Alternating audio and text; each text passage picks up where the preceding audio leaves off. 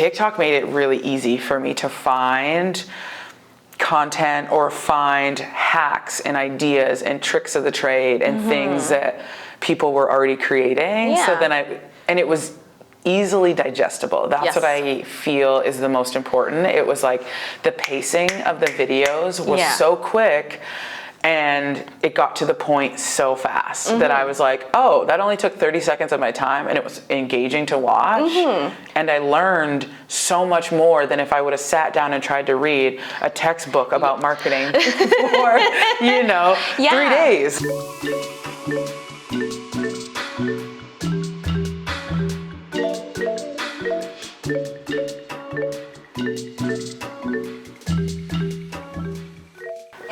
Thanks for joining us on another episode of It Was F8, brought to you by Dawn's Photo, where we talk to your local content creators. I'm your host, Jess Loso, and today I am joined by Des. Hi. How's it going? Good. How are you? Not bad. Thanks for joining us. Yes, thanks for having me. I'm excited to be here. I have so many questions to ask you. So many. And it's probably going to be like, I want to go in depth. Okay, let's go. I want to know all about you. Okay. I'm here.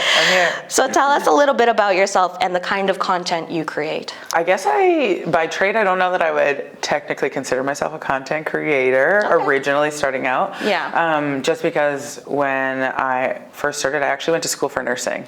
And then I moved overseas to play volleyball as a professional athlete. Cool. And then came back, got into the clothing retail space and worked with Lululemon. And then honestly, probably pre-pandemic, I had started seeing a lot of like wedding photography and stuff like that. And I was like, I really like taking photos and I wanted to get better at it. So I'd come across an Instagram, one of those like free classes that you can take, master classes, like join this master class and let's talk about it. And so I was like, okay, I want to join this like destination wedding photography class. And so I actually, after the master class, ended up enrolling in this wedding photography class. And it was just something that I really enjoyed. I love just capturing really pure moments. Not that they need to be super curated, but the pure laughing moments, or somebody that's having an intimate conversation, or some of those moments are things that I really, really enjoyed. And so I would say I probably majority is like wedding photography, but then I also love to create just like lifestyle content of like me going on trips and doing a recap video or vlogging it, and letting people know about different restaurants that I've found in different cities and stuff. Quick, what is this golf and tacos? I'm so intrigued by it. Yes, okay, so golf and tacos, honestly, it was one of those things, again, it was an Instagram kind of feed that like came across my Instagram page, and I was like, I've never heard of this golf and tacos thing before. And so I kind of like spammed their account because they were looking for like volunteers, ambassadors, and I was like, I'm interested. You said tacos and you said golf, that's it, I'm sold. And so basically it's a program to get more women into the game of golf. And so we provide lessons, you can do little mini leagues, and it's all with women, which is really nice. And so 2 years ago, or last year, I guess, was the first year that we ran it in Saskatchewan. So they ran it in Saskatoon and Regina. In Saskatoon, I think they were at 3 different golf courses. It just like took off for them. And then Regina didn't take off as much, but we still had a good turnout for it being our first year and stuff like that. So it's just like a way to get more ladies into the game of golf. And now we've got like kind of, it's almost like a Facebook board that you can like join and then message girls in your province or whatever and say, hey, I'm coming to Calgary.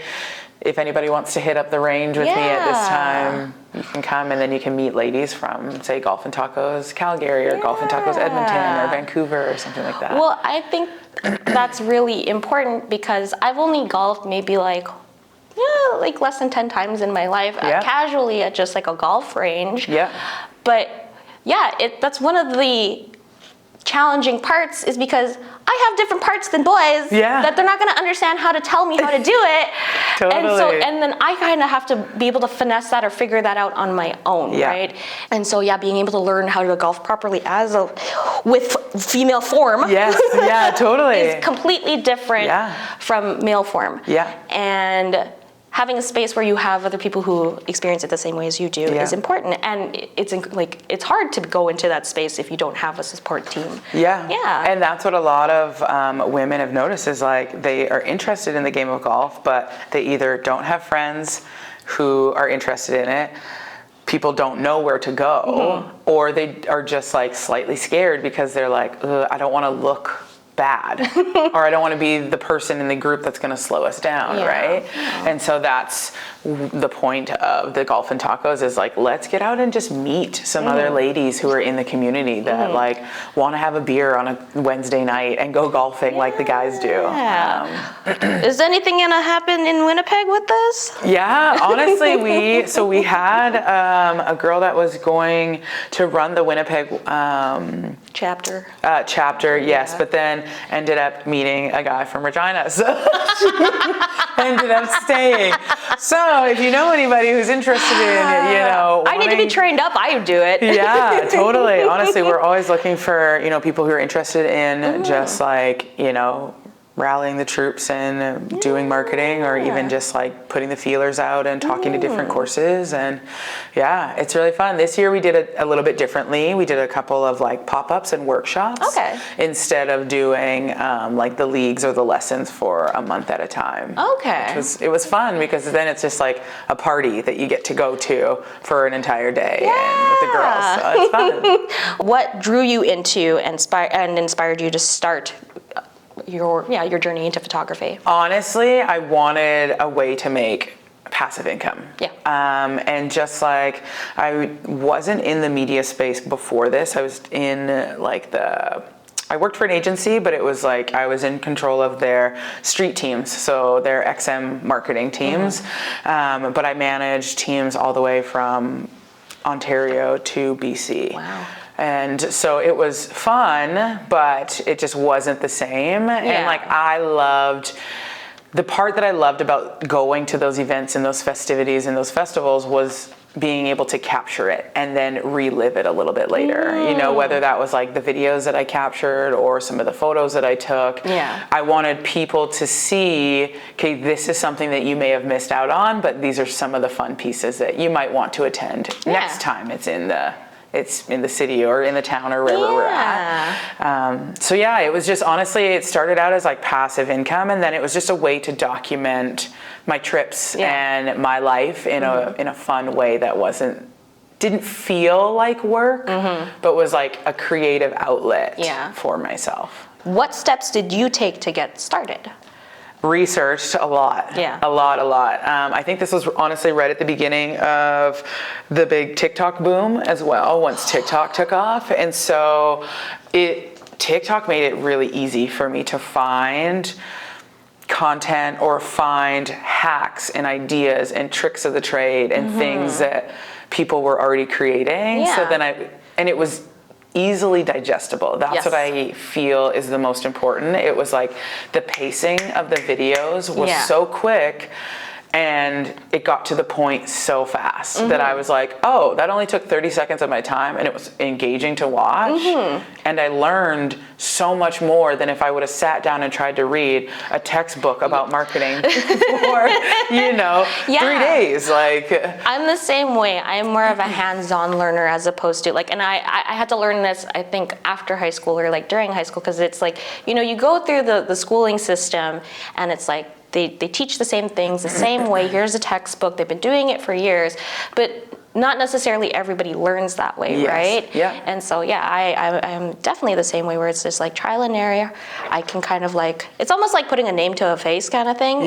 But like putting putting a work thing to an actual situation. Yes, yeah. And I too am such a hands-on person, and I think it comes from my athletic background is like practice until you get it right. And just going through those motions. So a part of that research was, again, going out and doing. So now that I'd researched all of this stuff and watched all of the videos, now I had to actually go out and buy a phone gimbal so that I could have a steady shot, or so that I could do some of these different movements that I couldn't do manually anymore. So it's like, yes, research is part of it, but you have to be willing to invest in yourself as well. Like I invested in that photography course because she literally taught me all the way from the basics of a camera setting all the way to how to register my business and do my taxes and all of that. So the amount of knowledge that I now have lifetime access to is absolutely incredible. Yeah. But again, after you research, you have to be willing to go out and actually do it now too. And again, that's how you learn, and I'm still learning. Yeah.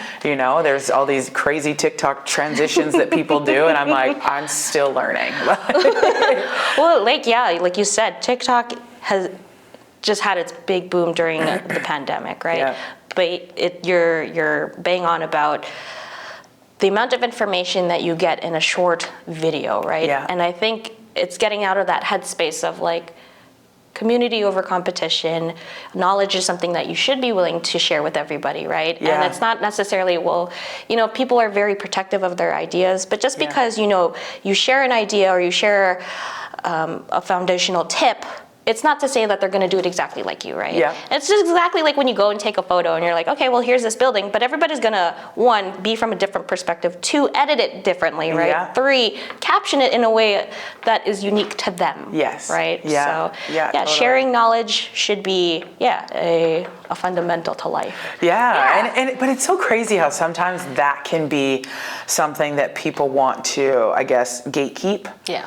And hold to themselves, where it's like, but why? Right? It like sells them as their niche, right? Yes, yeah. Which makes sense, but also at the same time, you know, if you're really good at it and people are looking at as like directly at you as either inspiration or want to like ask you for advice, that's a big homage to like your work, your craft, everything, right? Yeah. And so, like you want to be able to pass the torch to somebody that. I think that we really need to embrace the idea of like, it's not somebody doing it better than you, right? Because it's not a competition. It's more so like continuing that on so that, you know, down the line when, you know, you leave a legacy. Yeah, totally. And like even I was following this one content creator, and she was giving out tips and tricks for like, she gave out 50 content ideas for brands and businesses and put it in like an Excel document, and she had it for free for like, I don't know, a week or so, and then ended up now she sells it as something that people can like purchase.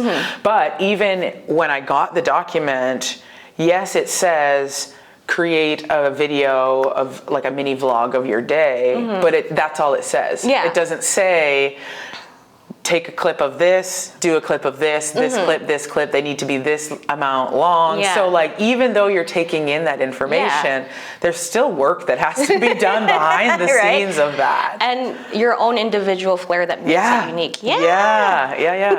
What have been some of the biggest challenges you've encountered thus far? I think one of the biggest things is how to market yourself. Because I think before you're used to, I would say like for me and my business, it's easy to market the business and what our goals are and what we're doing. But for some reason I get paralysis analysis when it comes to like myself and like how niched down do I want to go? Because there's so many elements to who I am and what I do that I think it's very hard for me to go, okay, I'm a spin instructor and then focus everything on spin, because that's only a portion of my life. You know? So I've actually found it really hard to create like a media kit for myself. And then come up with, you know, adequate pricing rates for myself. You know, those are all things that like people don't really talk about.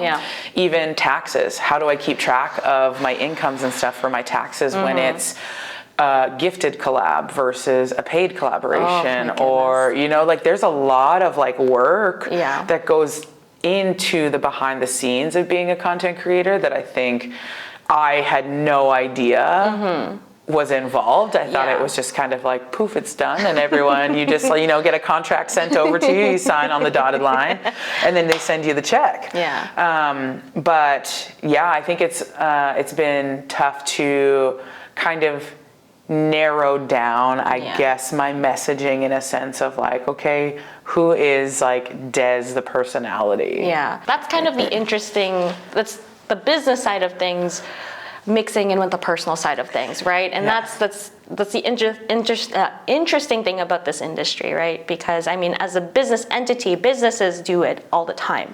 But when it has to do with who you are, your personality being a brand, when consumers look at, and I deal with this again with myself and even on a business side, people don't want to see you doing more than one thing. Yeah. It's like they need you to compartmentalize it very neatly for them, because as soon as you add in something else, then they just think that you're convoluted. Yeah. And they stop paying attention to you. Yeah. I'm like, no, but this is part of who I am, right? So it's almost like, it's like when businesses have to like have different names for certain things, right? And just because in a consumer behavioral space, like as soon as you start doing too many things, they just tune you out. Yeah, totally. Yeah, and so like personally for myself as well, so I started off like, because it's like, oh, I like landscapes, and oh, I do portraits, and I do all this other stuff, right? Yeah. And so initially when I started my Instagram account, it was all my photography, but I dabble in everything. Yeah.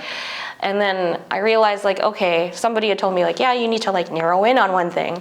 So I renamed it, and then I made it all my landscape one. That one was my landscape one. Yeah. And then it was kind of just sticking with the landscapes, posting consistently, using relevant hashtags, and building on that, right? And so that's where I found that I was getting more traction, because it was more narrowed in. Even though I was still taking portraits, even though I was still kind of taking weddings, having something that was, again, easy for other people to follow gave me that audience that I was always looking for. Yeah.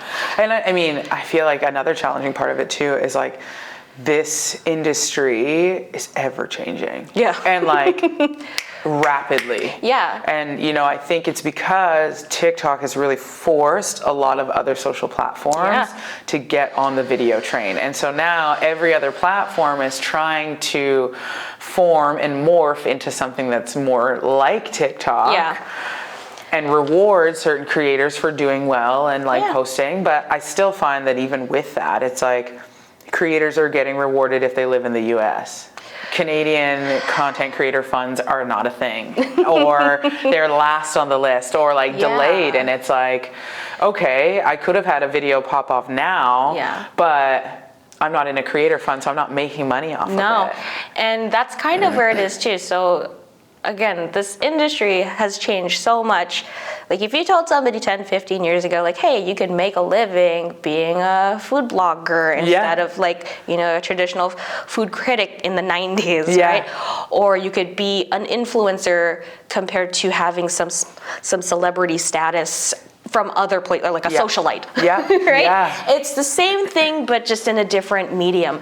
And you're right about TikTok. It's really forced a lot of brands to move into video space as opposed to still images. It's forced people to come from out of behind the camera and in front of the camera, because the algorithms favor faces as opposed to, here's this beautifully curated graphic that we made for you, right? And it has to come from more so as a genuine messaging or message from a person compared to a brand. Humanizing brands is so real and what they need, because that's what people see is like, I see myself in that person who's in the commercial. Like I can attach myself to that and be like, oh yeah, I could use this. I could see myself using something like that. And I think that was challenging at the beginning too. As a beginning creator, was like, you're just grasping at anything that comes your way. A lot of trial and error. A lot of trial and error, right? And so there were like certain things that I was like, yep, I'll do it. And then once I actually sat down to create a video, I was like, I have no connection to this brand. Yeah. So now this video feels so forced and I don't want to do it. You know, I keep putting it off because it's like, no, that was silly. That idea was like, didn't work. Or, you know, you start to criticize yourself before you even get started. Yeah. But I think that's kind of the beauty of some of these like changes is like, they want the raw, unfiltered, uncut, unedited versions where it's like you're showing the bloopers, you're showing the mistakes.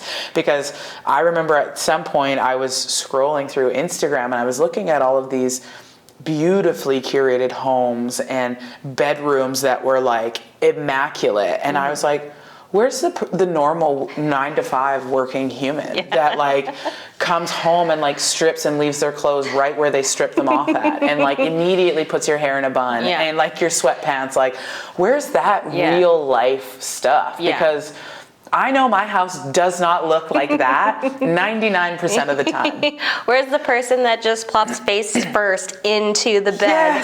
Yes, immediately goes into bed as soon as you get home from work. Yes, that Turn is your me. brain off for 3 hours, leave me alone, and then I'll come out and eat. Yeah, like pours my wine and I'm out. I'm checked out. Don't email me because I'm not responding. This is my me time. Leave me alone, and then I'll post about it later. Yeah, it's funny because I follow this one TikTok account that it's like, how do you professionally say? And then it goes through all of these different scenarios that corporate people have to go through of like, how do you professionally say, this isn't making sense, or you're emailing me too much and things are getting lost in translation. And then they find a way to like say it professionally that's like, oh wow, that actually like makes sense. Like communication is a big thing, and being able to maintain kindness while being able to get to the point, right, is I think a lost skill in a digital age. It can be. Yeah, I agree. But it's a worthwhile skill developing. Yes. Yeah. Like there's always a nice way to say no. Yeah. I'm just going to divert and not say no, but you're going to understand I mean no. Yeah, exactly. Like, thanks, and I'll do it with a smile. Bye. Yeah, see you later.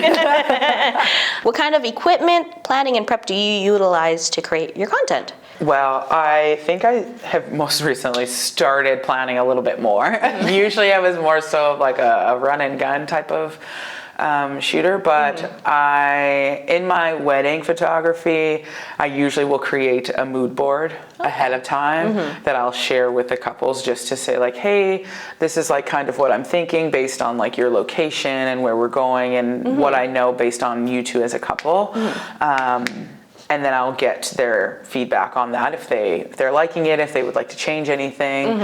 And then for video shoots, usually now I'll try to storyboard it out so that I know, okay, this is what I'm going, so that I can make the most of my time instead of being on site at a shoot and being like, okay, how do I want to transition this in post? Okay, if I'm going this way, that means the next one has to come. Yeah. Like you're thinking like that, and it's you storyboard in your head. You storyboard in your head, and it's like, okay, well, that's not ideal either. You want to obviously be professional when you're there, make the most of your time. So yeah, I do try to like storyboard out prior to. And right now I'm more of just like an iPhone content creator because it's my camera that's always in my pocket, and it's just as good as a DSLR nowadays. Again, if you were to go back 20 years ago when we didn't have front-facing cameras, like that was just not a thing. Hey, cool, like it's a whole 2 megapixel. Yeah, exactly. And now I think that like I do believe that like there is a part of the content creation space that will be iPhone only. Videographers, because it's such small equipment. It's less, it's compact, you can take it, you can load it in a backpack, you don't need Pelican cases and big lights and all of the different things, because you can have a tube light, you can have all of the different things, and there's so many different attachments that they're getting now for phones. Like I said, I have 2 phone gimbals that I have, which again allows me to stabilize, allows me to do all the same movements as a gimbal would for a DSLR. What would you say is your biggest accomplishment? I think like just being trusted with friends on like their big days to be able to like capture those moments for them. I always had confidence in myself, but then, you know, you get that kind of imposter syndrome once somebody actually asks you to do something and you're like, yeah, of course. And then after I thought about it and I was like, wait, am I capable? Am I as good as I think I am? Am I as good as I think? Oh my goodness, did I just sewer myself? You know, Are they gonna really like my stuff, or are they gonna be like? Are they going to be mortified? Yeah. And like these are the only images that they have of their one big day. It's a scary thing to feel like you failed the people that you really love. Yeah, and that I didn't want to fail. Right, but I think, and again, it's more so getting into your head and not blowing it out of proportion, but just scaring yourself into what's the worst outcome. Yes. Right, and 98% of the time it's not going to be that. Right, Yeah. and 98% of the time people are going to love what you're doing, what you're putting out there, because they've already seen what you're capable of. Yeah, exactly. Yeah. So it's, I honestly think just being trusted with the ability to, That's really sweet. I like that answer. What's the wildest thing you've had happen at a shoot? I took a camera from work and a bunch of lenses for the wedding, all to find out that I needed a lens cap attachment for the camera and the lenses to fit on that specific camera. Oh no. And I had forgotten it. Yeah. And it was for a wedding. So I had a camera, lenses, could not marry them together. Oh no! Yeah. What, did you find? Yeah, so a workaround? I was able to like go buy one and like. Yeah, you had to. I guess I had to in the moment. Yeah, you'd be like, by the way, give me 30 minutes. I'll be right back. I'll be right back. I swear, I'll be right back. Oh my goodness. Yeah. It's scary, but I'm glad you were able to find your way out of that situation. Yeah. That was one of them. Oh gosh, I think I had one other wild situation. It was kind of a post. Not day of, but post. I was uploading into my laptop overnight, and I thought it had finished uploading. And so then when I pulled the card, formatted it all, started editing the photos, sent the photos. Yeah. And they're like, oh yeah, we were just wondering if you had any images from like, you know, This the location, altar. yeah. When we kissed, when we signed our license. And I was like, oh.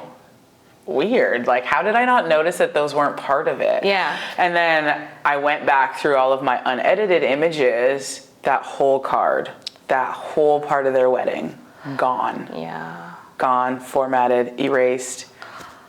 Oh, And you so couldn't I retrieve anything. Couldn't retrieve those images, and I was like mortified. Yeah. I was like, I feel awful. Yeah. Like, this is your big day, and I missed the moment, the moment of you walking down the aisle, you standing at the altar, you sign, all of those things, missed it, all gone.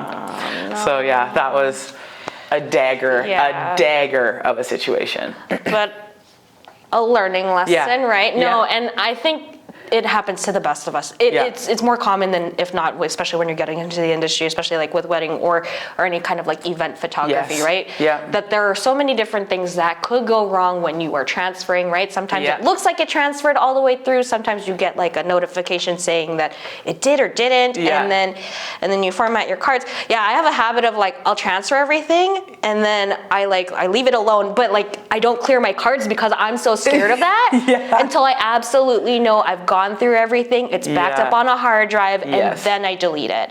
But I definitely have done that myself, where I did a wedding and we went to one location and they were like on this little bridge or whatever, but like, good thing my second photographer had a few shots of that bridge, but all the shots that I took of them at that location were completely gone because they just did not transfer for whatever reason. And I was like, oh no. And I had to tell them, like, because I didn't have as many photos as I wanted to give them from that one location, and so they're like good thing they were really cool about it, but but it broke my heart, to know that these I knew what they looked like on the camera. Now they just don't exist anymore. And now they just don't have them. And you'll never know. You'll never know. I know I'll know what they look like, but you won't. Right? Like, I guess it's just like a memory locked into my head. And whoever else ended up being at that park. True. You look beautiful. Thank you. Yeah. Don't you love it when they do that? Yeah, a little manual shot, manual snap of the old eyes. What's one thing you'd love to get a chance to do? I would love the chance to work with like an airline. Oh. I really would love to do like travel content creation for like resorts, airlines, MasterCards, Red Bull, anywhere. Yeah. I would love to do travel. So like I would absolutely love to work with an airline for like a branding campaign or something. I feel like you already have a storyboard conceptualized in your head for it. Yeah, I do. I'm like, just put me on a plane. I'll get you the content. Now, do you have a preference over, do you prefer one over the other a little bit more for like photos or video? They're both two different things. Yeah, so different. I think if it was going to be like a special day, event recap, something like more so special day, like weddings, straight photography. Would love to like just do the photo moments. But if I'm going to recap like a festival, a trip, something like that, I would love for it to be video. We're going to speak it into existence. Yeah, into That's going to do some content creation for an airline, a major airline. Major airline, yeah. All expenses paid. The hotel, the places that you're going to be able to go travel to, the excursions, all of it. The food that you're going to eat. The gear that I'll shoot it on. There you go. It's going to happen. Yeah, I'm just going to loop it all in. I'll be able to work with like, gear companies, lenses, lighting companies. This is why you want to work with us, Des. ABC, this is what she's going to accomplish for you. This is why it's going to be all worthwhile for everybody. This is why it's going to be great. Yeah. Great return on the investment. Yeah. And what is a piece of advice to anyone looking to get into content creation as a career? Trust yourself. Yeah. Trust yourself and be willing to like go through the trials and errors and the learning stages, because it is a lot more than I think people realize. I think that when I first got into it, it was going to be like, oh, I'm just now a content creator and it's going to come to me like that and everything's going to flow. Whereas like there's so much more that goes into it that it isn't one of those things that you can just pick it up, but you can do it really well and you can excel very quickly at it if you do have the right foundational pieces in place. And it's really just dedicating your time to yes, it, right? the consistency to show up. And embracing, not every day is going to be easy peasy, right? You have to embrace those days where it's going to be challenging. You're going to have to embrace those days where, not everything uploaded, right? Yeah. But those things shouldn't be things to deter you. They should just make you a better planner. Yeah, totally. And like even now there's like, I've worked with brands where like I've done the video, I've created it, I've sent it in, I've submitted it, and they've come back and they're like, no, we don't like it. You need to redo it. And I'm like, I kind of ate the product, so how should I recreate this? Are you guys covering this again for me? So are you gonna send me some more food, because like I can't regurgitate what I've already eaten and then make it look exactly what it looked like before that. Good for the second time. So it's like, yes, there are going to be days where you're like, I should have planned better. I could have sent this to them to review before I recorded. And like those are just learning pieces that you learn along the way. And you got to be able to laugh at yourself and like realize that it's going to be okay. I like that though. I really like that. So like, okay, so you've done content creation for like food. What's some other interesting things that you've done content creation on? So I've done it for a cannabis company. Cool. Yeah, so like some recipes with like how to bake with cannabis. Hey. And that was like so fun because it's something that my personality could come out a little bit more when I'm baking, and one-liners that I say, or things like that. It's fun. I've worked with a food company, so I've worked with like an alcohol beverage company before. I have. It's like Password, or I forget what the other game it's called, but basically there is a few words in here that are photography or content creation related. Okay. And it's like one word, so I pick one, you pick one, like one at a time. But I read it, I don't read it off. Okay. But I have to describe it with one word without saying the actual word. So we will do two each. Okay. I will let you take one. Oh, this one's hard. Let's do, I I can't point to anything though. No, you can't. Don't use your eyes. Don't dart around. Okay. Darkness. Lighting? No. Opposite of light. Shadows? Yes. I was like, oh shit. I'm like, I'll give you a phrase.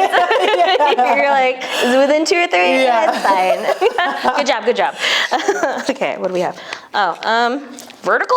Portrait? Yeah. Hey! Right? Because it's like portrait mode? Yeah, well, it's portrait, right? But Yeah, it's like an orientation, but it's also like that makes sense. Yeah. Okay. That was good. Oh geez. Lighting? Bulb? No. Brightness? Exposure? Yes. Yay! I was like, oh gosh, light. No, I can really. Light bright. Light bright. I want to play with one of those. Yeah. Those are always so cool. Yeah, I haven't seen a light bright in a minute. Oh my Light goodness. bright. I hope there's no licensing problem. I can say it. Yeah, you can see it. Should be fun. Okay. Oh, geez. Oh, damn. Look through. Viewfinder? Yeah. Easy peasy. I was like, the people, the eye hole, the viewfinder. I mean, they're all pretty much the same thing. Same. People. Yeah, people. Kind of is, right? Well, like, people. and again, it's like it's different now because you don't have a viewfinder on mirrorless cameras, right? Yeah. You don't have a viewfinder on a phone. It's Yeah. just like, here's my screen. Yeah, this is what it is. This is it. Yeah. Deal with it. Yeah. Well, it was great talking to you. Yes. I'm glad you came in and sat in with us. Oh, thank you so much for having me. It was great. And until F8 brings us back together, we'll see you next time. Ciao.